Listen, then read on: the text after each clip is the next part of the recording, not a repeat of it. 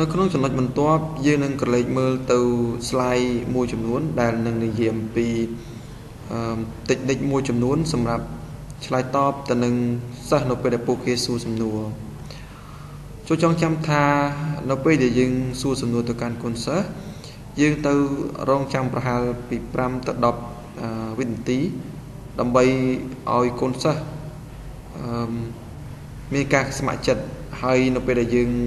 បន្តរងចាំពួកគេចំនួននៃការស្ម័គ្រចិត្តឡើងឆ្លើយរបស់កូនសិស្សគឺក៏មានកាន់តែច្រើនប្រសិនបើកូនសិស្សមិនស្ម័គ្រចិត្តក្នុងការឆ្លើយរយៈពេល5ទៅ6វិនាទីយើងគ្រូបង្រៀនកុំ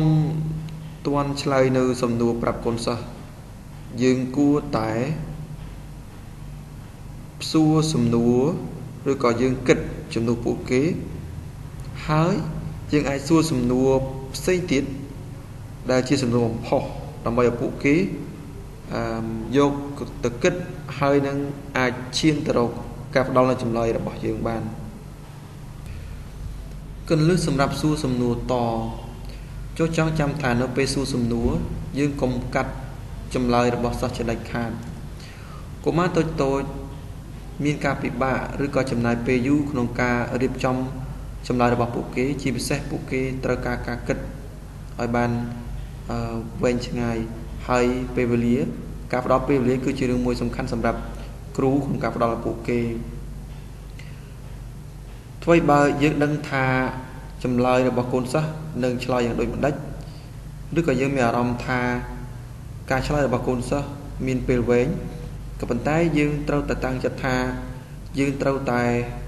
ទុកពេលវេលាឲ្យពួកគេហើយកុំកាត់ចម្លើយរបស់ពួកគេឲ្យសោះចូលបង្ហាញពីអារម្មណ៍ថាចម្លើយរបស់កូនសិស្សកំពុងតែឆ្លើយគឺមានសារៈសំខាន់ចំពោះអ្នកហើយនៅពេលដែលសិស្សឆ្លើយគឺបានបង្ហាញពីការយល់ដឹងរបស់ពួកគេទៅឲ្យគ្រូដែលកំពុងបង្រៀនរបស់ពួកគេហើយជួនកាលការរងចាំរបស់គ្រូគឺត្រូវការអត់ធ្មត់ពីព្រោះថាកូនសិស្សនីមួយមានការយល់ដឹងផ្សេងគ្នាហើយ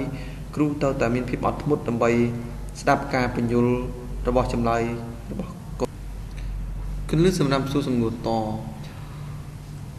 យើងត្រូវបង្ហាញថាអ្នកកំពុងចាប់អារម្មណ៍ទៅលើចម្លើយរបស់សិស្សទោះបីនោះចម្លើយនោះត្រូវឬក៏ខុសក៏ដោយព្យាយាមបង្ហាញការយកចិត្តទុកដាក់ស្ដាប់សិស្សពេលឆ្លើយពួកគាត់ត្រូវការអារម្មណ៍សុវត្ថិភាពក្នុងការឆ្លើយសំណួរទោះបីជាចម្លើយរបស់ពួកគេមិនទាន់ត្រឹមត្រូវក៏ដោយហើយគ្រូអាចលើកទឹកចិត្តពួកគេដោយការធ្វើកាយវិការដូចជាងក់ក្បាលដូចជាសម្លឹងឲ្យពួកគេដោយយកចិត្តទុកដាក់ហើយក៏អាចប្រើវិធីសាស្ត្រប្រើទឹកមុខបង្ហាញថាយើងកំពុងស្ដាប់គេជាពិសេសជៀសវាងកុំនិយាយទៅកាន់សិស្សផ្សេងទៀតឬមើលអ្វីផ្សេងខណៈពេលដែលសិស្សកំពុងនិយាយទៅកាន់គ្រូគន្លឹះសម្រាប់សួរសំណួរតប្រសិនបើសិស្សឆ្លើយចម្លើយមិនទាន់ត្រឹមត្រូវគ្រូត្រូវចេះនិយាយលើកទឹកចិត្តសិស្សតាមបែបវិជ្ជមានបន្ទាប់មកក៏ចាប់ផ្ដើមសួរសំណួរបំផុសបន្ថែមទៀតដើម្បីឲ្យសិស្សរកចម្លើយល្អជាងមុនឧទាហរណ៍គ្រូអាចនិយាយនៅប្រយោគមួយចំនួនដូចជាបងប្អូនឆ្លើយចិត្តត្រូវហើយប៉ុន្តែពួកយើងហាក់ដូចជាភ្លេចខ្ញុំចូលចិត្តពីរបៀបដែលបន្ទាប់មកព្យាយាមធ្វើឬក៏ខ្ញុំអាចដឹងពីរបៀបដែលអ្នកកំពុងគិតប៉ុន្តែតើអ្នកមានបានសម្រេចចិត្ត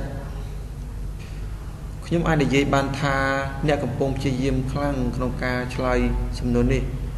សូមសាកល្បងម្ដងទៀតអ្នកឆ្លើយត្រូវចំណុចខ្លះហើយមានអ្នកណាចង់បន្ថែមចំណុចនេះទៀតទេកុំប្រាប់កូនសិស្សថាចម្លើយរបស់ពួកគេខុសឲ្យសោះនេះគឺជាពាក្យមួយដែលមិនជំរុញឲ្យកូនសិស្សព្យាយាមរកចម្លើយឬក៏ព្យាយាមឆ្លើយនៅសំណួររបស់គ្រូទេប្រសិនបើសិស្សមានអារម្មណ៍ខ្លាចឆ្លើយខុសពួកគេនឹងមិនចូលរួមជាដាច់ខាតដូច្នេះលោកគ្រូអ្នកគ្រូជៀសវាងនៅការផ្ដល់ចម្លើយទៅកូនសិស្សវិញថាចម្លើយរបស់ពួកគាត់មិនត្រឹមត្រូវ ក ការចាប់ផ្ដើមនៃសួរសំណួរបើកនេះជាឧទាហរណ៍មួយចំនួនក្នុងការចាប់ផ្ដើមសាកសួរនៅសំណួរបើកឧទាហរណ៍ថា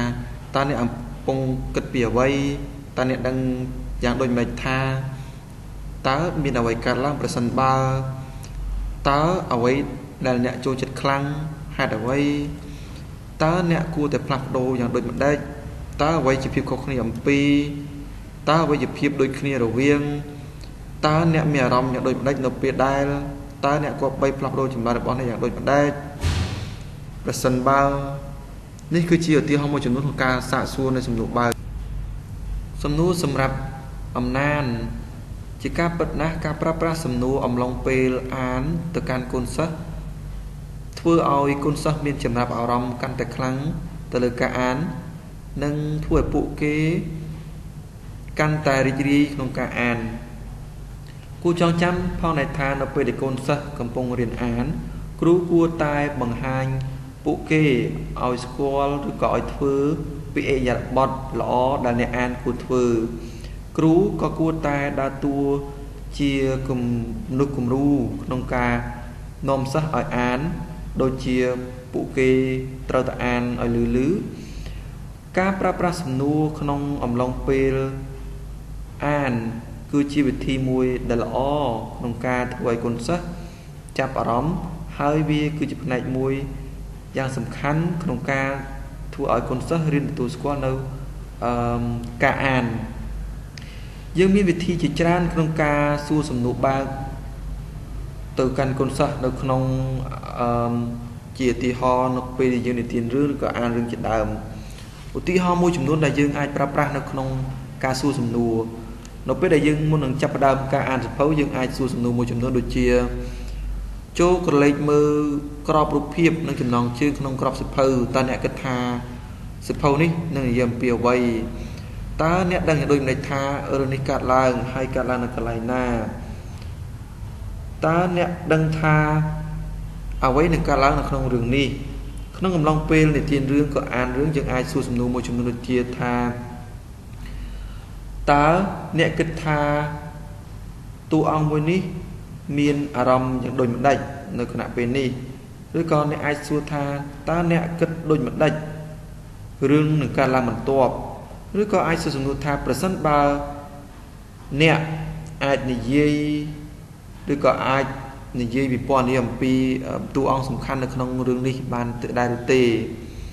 ឬក៏ប្រសិនបើអ្នកចង់និយាយទៅកាន់តួអង្គនោះតើអ្វីដែលអ្នកនឹងនិយាយ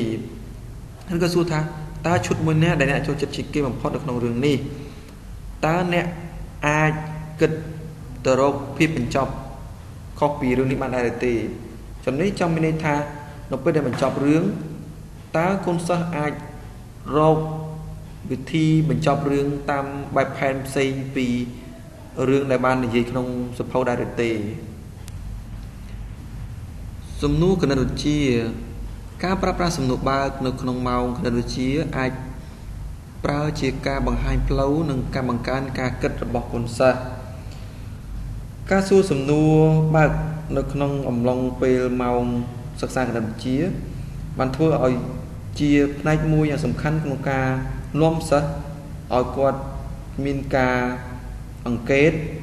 ហើយអាចប្រើជំនាញការគិតរបស់ពួកគេការប្រើសំណួរបែបបើកក៏អាចជួយឲ្យគ្រូបានប្រមូលព័ត៌មានអំពីចំណេះដឹងរបស់កូនសិស្សនិងបញ្ហាដែលកូនសិស្សមានយើងក៏អាចចាប់ផ្ដើមសកម្មភាពគណិតវិទ្យាដោយការសួរសំណួរដែលផ្ដោតសំខាន់ទៅលើការគិតនិងចំណុចចាប់ផ្ដើមរបស់កូនសិស្សជាឧទាហរណ៍មួយថាតើអ្នកអាចបូកចង្កឹះទាំងនេះដោយរបៀបណាតើអ្វីកើតឡើងប្រសិនបើខ្ញុំបន្ថែម5បន្ថែមទៀតជួនកាលនៅពេលដែលកុមារមិនអាចឆ្លើយឬក៏ជាប់គាំងនៅក្នុងលំហាត់ណាមួយគ្រូក៏អាចជួយពួកគេដោយការសួរសំណួរនោះផងដែរហើយវាជាផ្នែកមួយសំខាន់ដែលធ្វើឲ្យកូនសិស្សមានពន្លឺក្នុងការគិតនិងស្វែងរកនៅចម្លើយឲ្យបានត្រឹមត្រូវ នេះគឺជាឧទាហរណ៍ឬក៏សំណួរមួយចំនួនដែលយើងអាចគិតថាប្រើសំណួរទាំងអស់នេះដើម្បីជាជំនួយសម្រាប់កុមារក្នុងការគិតដោយឧទាហរណ៍ថាតើមានអ្វីកើតឡើងប្រសិនបើខ្ញុំបន្ថែម8ទៀតបូក8ទៀតតែនេះគឺជាគំរូអ្វីតើគំរូនេះអាចជួយអ្នកស្វែងរកចម្លើយដូចម្ដេចតើលេខប៉ុន្មានដើម្បីអ្នកគិតថាតដាក់បន្ទាប់មេរៀនសង្ខេបសំណួរដែលល្អបំផុតធ្វើឲ្យចេះគិតគឺជាសំណួរបើកដែលហើយសំណួរបើកគឺជាសំណួរដែលមានចម្លើយលើសពីមួយហើយចម្លើយក្នុងសំណួរបើកគឺមិនមានចម្លើយត្រូវឬខុសនោះទេសំណួរបិទគឺជាសំណួរដែលមានចម្លើយតែមួយគត់គឺអាចចម្លើយថាជាចម្លើយបាទចាស់ឬក៏ត្រូវឬក៏ខុសជាកថាយោងតាមលោក Bloom ក្នុងការសួរសំណួរសិស្សមាន6កម្រិតកម្រិតទី1ផ្ដោតទៅលើការចងចាំកម្រិតទី2ការយល់កម្រិតទី3ការអនុវត្តកម្រិតទី4ការវិភាគទី5ការច្នៃប្រឌិតទី6ការវិតម្លៃជាថាគ្រូពាក្យច្រើនតែងតែសួរសំណួរកម្រិតមូលដ្ឋានដែលផ្ដោតទៅលើសំណួរកម្រិតចងចាំទៅកាន់កូនសិស្សហើយការសួរបែបនេះគឺមិនមានភាពល្អប្រសើរឡើយយើងអាចផ្លាស់ប្ដូរការសួរសំណួរទៅកាន់កូនសិស្សស្របទៅតាមកម្រិតដែលយើងបាននិយាយ6កម្រិតកន្លងមកគ្រូត្រូវចេះអត់ធ្មត់ជាមួយសិស្សនៅពេលដែលពួកគេឆ្លើយសំណួរជាការសំខាន់គ្រូត្រូវតែអត់ធ្មត់នៅពេលដែលកូនសិស្សឆ្លើយព្រោះថាចម្លើយរបស់ពួកគេជួនកាលពួកគេត្រូវការគិតយូរក្នុងការផ្ដល់នូវចម្លើយគ្រូត្រូវចេះផ្ដល់និងចេះលើកទឹកចិត្តឲ្យសិស្សឲ្យឆ្លើយសំណួរបើទោះបីជាចម្លើយរបស់ពួកគេមិនទាន់ត្រឹមត្រូវក៏ដោយការនិយាយថាចម្លើយរបស់សិស្សខុសវានឹងធ្វើឲ្យកូនសិស្សលែងចង់ចូលរួមហើយវានឹងធ្វើឲ្យពួកគេមិនចង់ចូលរួមតទៅទៀតដូច្នេះគ្រូត្រូវតែចេះផ្ដល់នៅសំណួរបំផុសឬក៏សំណួរនាំផ្លូវដែលធ្វើឲ្យពួកគេអាចរកចម្លើយឲ្យបានល្អជាងមុននេះជាចុងបញ្ចប់នៃមេរៀនខ្ញុំសូមអរគុណចំពោះលោកគ្រូអ្នកគ្រូដែលយកចិត្តទុកដាក់ស្ដាប់និងរៀនកន្លងមកហើយសង្ឃឹមថានេះជាមេរៀនដែលមានប្រយោជន៍ដល់លោកគ្រូអ្នកគ្រូហើយជាចុងបញ្ចប់ខ្ញុំសូមអរគុណនិងសូមគោរពលា